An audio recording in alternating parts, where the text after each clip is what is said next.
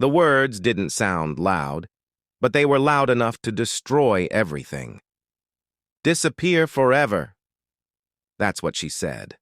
Not shouted, not whispered, just calmly, as if she were asking me to pass the salt across the table. And somehow, that made it worse. My stepdaughter stood in front of me, her eyes steady, her face emotionless, and in that moment I realized something terrifying. I was no longer welcome in the life I had helped build. The room didn't change, the walls didn't move, but I felt like I was shrinking inside it, like the house itself was rejecting me. Before we go any further, take a second and subscribe to Roots of Revenge, hit that like button, and leave a comment if this kind of intense, emotional storytelling pulls you in, because this story is only going to get darker from here. It had been an ordinary evening, the kind you never remember because nothing special is supposed to happen. The sun was sliding down behind the trees, throwing long orange shadows across the living room floor. The house smelled faintly of coffee and clean laundry. I was sitting in my chair, scrolling through emails, thinking about what to cook for dinner. That's when she walked in. No greeting, no hi. Just her standing in the doorway, arms crossed, eyes locked onto me like she had rehearsed this moment 1,000 times in her head. "Mom says you're not listening," she said. I looked up, confused. "Listening to what?" I asked, already feeling something tighten in my chest. "To anything," she snapped. "To me. To her. To what this house feels like now." I tried to smile, tried to soften the moment. "Okay, then tell me, I'm listening." She laughed, but it wasn't funny laughter. It was bitter, almost broken. "You always say that." There was something in her voice that made me uneasy. Not teenage anger, not moodiness, something heavier, something final. I put my phone down. "Please, talk to me." She took a step closer. Her eyes weren't angry anymore. They were tired. "I want you gone," she said. I blinked. "What?" "I want you to disappear forever." The words hit me like ice water. My mouth opened, but nothing came out. The room felt silent in a way I'd never noticed before, like even the clock on the wall had stopped ticking. "Why would you say that?" I finally whispered.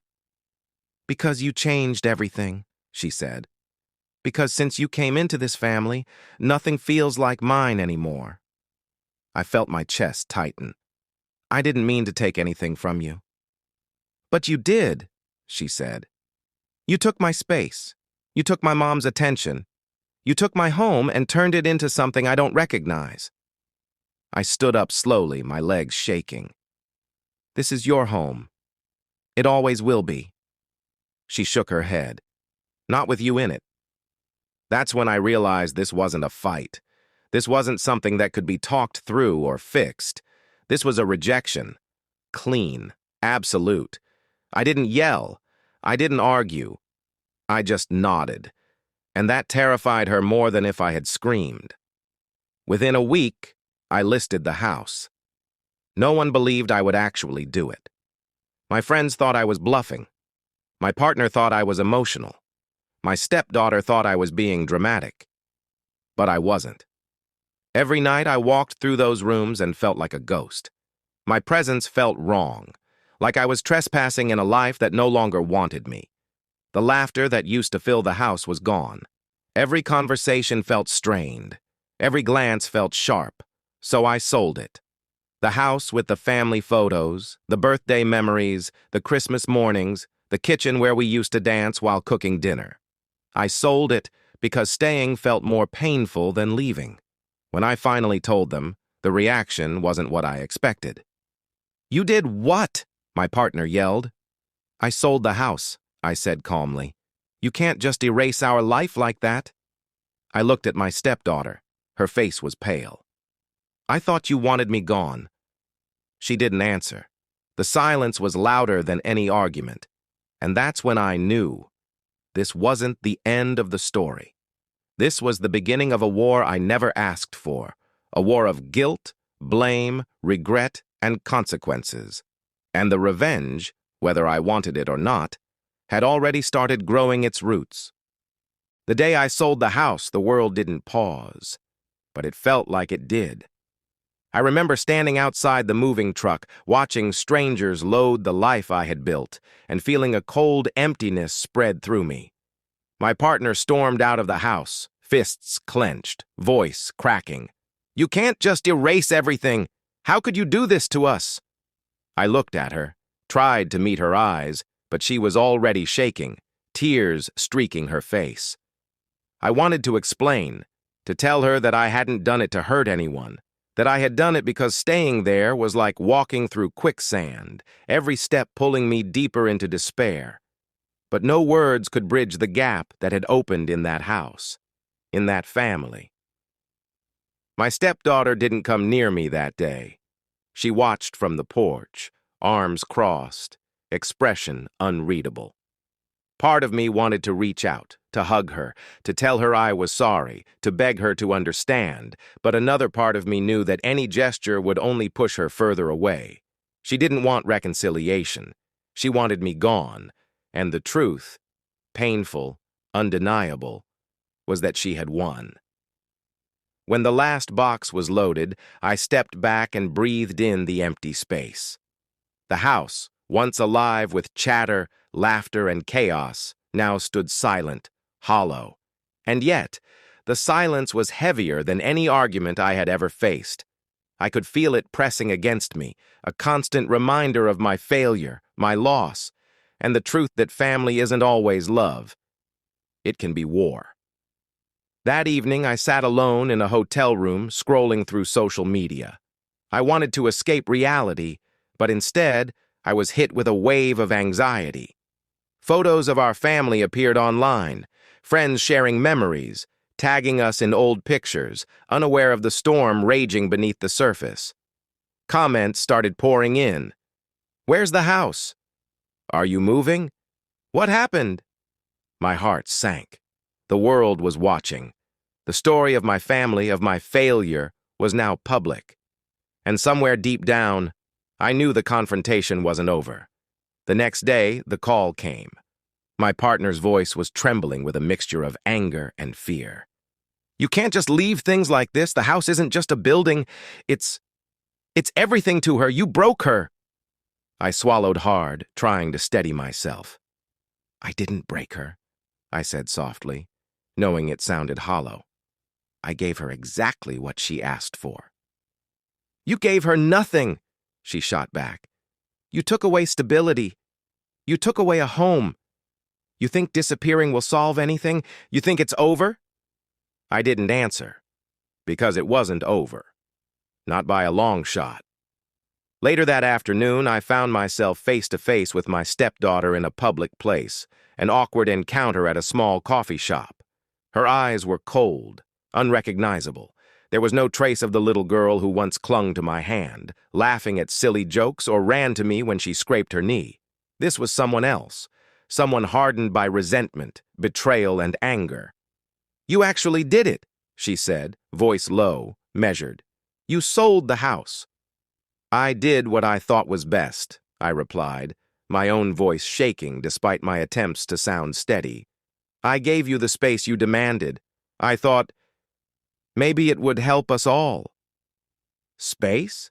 She laughed, but it was hollow. "You think moving away from your responsibilities fixes anything? You don't understand me at all." Her eyes glistened with unshed tears, and I realized that under all the anger, there was still pain, confusion, and fear, emotions I couldn't reach no matter how hard I tried. "I'm trying," I said, the words raw, almost desperate. "I've always tried." "Then you failed," she whispered, turning away, leaving me with a knot of guilt and helplessness tightening in my chest. That night I sat alone thinking about everything that had happened, the confrontation, the silence, the anger. I realized that selling the house hadn't ended the drama. It had only escalated it. The emotional fallout was just beginning. Friends and family started taking sides, whispers of betrayal spread through social circles, and social media became a battlefield. Every post, every comment, every like felt like a strike against me. The story I thought was private had become a spectacle. And somewhere, deep inside, I knew there would be more confrontations, more emotional explosions, more secrets unearthed in the days to come. The truth hit me hard. Family isn't always about love. Sometimes it's about survival. And when survival clashes with loyalty, with pride, with raw human emotion, there's no neat resolution, only consequences. And the roots of revenge, of grudges, of unspoken accusations, of fractured hearts, were already starting to spread quietly, invisibly, like vines twisting their way into every corner of my life. By the time I went to bed that night, I understood one undeniable fact. Nothing would ever be the same. The house was gone. The home we built together had vanished. The laughter, the arguments, the tears, everything was gone. And the tension didn't wait for the morning. It followed me into the day like a shadow, heavy and relentless. By the time I stepped into the crowded living room of my partner's family, I could feel the stares before I even spoke. Whispers floated through the air, slicing through me sharper than any words could. Friends who once smiled warmly were now tight-lipped, curious, judging. Every glance carried a question I didn't want to answer. Every silence screamed louder than any accusation. I knew they were all thinking the same thing. How could someone sell a home, the heart of a family, over a teenager's words? Yet no one knew the truth, the undercurrent of fear and helplessness that had driven me to do it. My stepdaughter was already there. She stood by the fireplace, arms crossed, eyes scanning the room like a general surveying her territory. The moment she saw me, her gaze sharpened, and I felt it. An invisible wall between us, fortified by months of resentment and pain. I wanted to reach her, to say something that would break through, but every instinct screamed to stay still, to let her take the first step. I wasn't the aggressor. She was, and she was ready to strike. "You shouldn't have come here," she said, her voice cutting through the murmur of the room. "You think selling the house fixes anything? You think you can erase months of hurt with a single signature?" I swallowed hard, my throat dry. "I didn't do it to hurt anyone," I said softly, hoping the sincerity would reach her. "I did it because staying there, it felt impossible. I couldn't live in a home where I was unwanted." Her lips curled into a bitter smile. "Unwanted? You weren't unwanted. You were everywhere. And sometimes that's worse than being gone." The words landed like stones in my chest. They weren't just accusations. They were truth from her perspective. Every misstep I'd made, every moment I'd been too controlling, too oblivious, too present, they were magnified in her eyes. And yet, beneath the anger, I saw the cracks. Fear, loneliness, pain. She was punishing me for being human. Then my partner stepped in, voice trembling but sharp. "Enough. Both of you. This isn't how we handle things." She looked at me, her eyes glistening. "Do you even understand what you've done? You've torn this family apart." "I understand perfectly," I said, my voice rising despite my attempts to stay calm. "I understand that staying there was killing all of us. And I understand that if I had stayed, I would have caused even more pain. I didn't leave because I wanted to. I left because I had no choice." The room went silent, the kind of silence that screams louder than arguments. Then my stepdaughter stepped closer, so close I could feel the heat from her anger, and whispered, "You think leaving fixes it, but it doesn't. Nothing ever fixes this." Her words struck a nerve I didn't know existed. I had always believed that love, patience, and understanding could heal anything, but now I realized some wounds aren't meant to be healed. They fester, they grow, they twist into something darker. And watching her, I knew that our conflict was no longer about the house. It was about control, resentment, and the hidden layers of our family history that nobody dared to speak aloud. That night, after everyone left, I sat alone in a hotel room again, the quiet pressing down like a physical weight. Social media was alive with speculation. Friends, acquaintances, even strangers commenting, judging, sharing the story of a family in crisis. Photos of the house, the garden, the living room I once loved, circulated online with captions I couldn't control. Some praised me for taking a stand. Others condemned me for destroying a family. Every notification was a reminder that my private life had become public drama. And then came the texts, the messages from relatives I hadn't spoken to in years, all asking the same thing. What happened? Why did this happen? Is she okay? I couldn't answer without revealing too much. And yet, the silence felt like another betrayal. I was trapped in a storm of my own making, watching as everything I had tried to protect slipped through my fingers. It was then that I realized the truth. The roots of revenge weren't just in my stepdaughter. They were everywhere, in whispered judgments, in lingering glances, in every comment on social media. Every action I had taken, every decision to step away had sown seeds of anger, suspicion, and doubt. And I could already feel the vines beginning to wrap themselves around everyone I loved, strangling the space between us, feeding on pain and misunderstanding. By the time I finally closed my eyes that night, exhaustion overtook me. Not the kind of exhaustion that comes from work or physical effort, but the deep, hollow fatigue that comes from fighting battles you can't win, from loving people who may never love you back the same way, from walking through a life that feels like someone else's nightmare. And yet, the fallout hit faster than I could have imagined.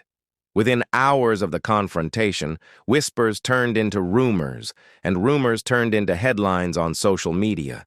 Friends called, strangers commented, and neighbors peeked over fences, all sensing the tension that had exploded like a bomb.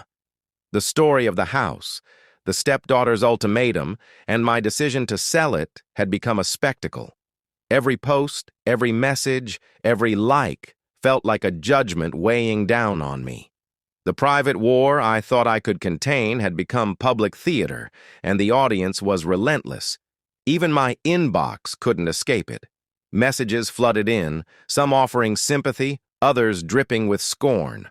Friends I thought I could trust asked questions that were less about concern and more about gossip. Why would you sell the house?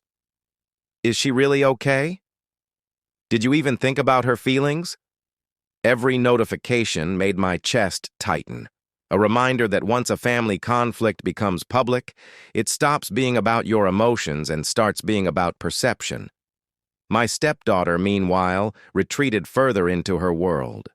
Social media buzzed with photos she posted, each picture carefully curated to show independence, strength, and detachment. Comments poured in, friends rallying behind her, strangers applauding her courage, critics condemning me. And yet, behind her eyes, I saw the same pain I had tried and failed to soothe. Our confrontation had not healed her, nor had it healed me. It had only amplified the divide. Television crews came, journalists called, and local news outlets began framing our story as a cautionary tale, a family torn apart by miscommunication, emotions, and a single, devastating ultimatum. Every sound bite painted me as the villain, the stepmother who couldn't survive in her own home. I sat through interviews with a hollow heart, trying to explain the truth, knowing that nuance was impossible in a world that thrives on drama. People didn't want context. They wanted conflict. They wanted spectacle. And the more I tried to explain, the more the story seemed to grow beyond my control. My partner was exhausted, my stepdaughter wary, and I felt like a ghost moving through my own life. The house was gone, the family dynamic irreversibly shifted, and yet the roots of revenge, the resentment, the anger, the whispered accusations, had only grown stronger. Family gatherings became battlegrounds, holiday plans dissolved into tension-filled negotiations, and every casual conversation carried the weight of past arguments and unhealed wounds. But in the chaos, a strange clarity emerged. I realized that this story, the confrontation, the fallout, the public scrutiny, was bigger than any single moment. It was a lesson in boundaries, in listening, in the harsh truths that sometimes the people we love most are capable of saying things we never thought possible. It was a lesson in consequences, in understanding that actions, no matter how necessary we believe them to be, ripple outward in ways we cannot control. And perhaps most painfully, it was a lesson in acceptance, that some relationships, no matter how deeply we hope to mend them, are forever altered. Even now, when I scroll through the comments, read the stories, or hear people recount what happened, the emotional sting remains. Some see it as betrayal, others see it as liberation. Some cheer for my stepdaughter's courage, others sympathize with my heartbreak. The story has become bigger than us, a living, breathing entity shaped by every opinion, every judgment, and every assumption.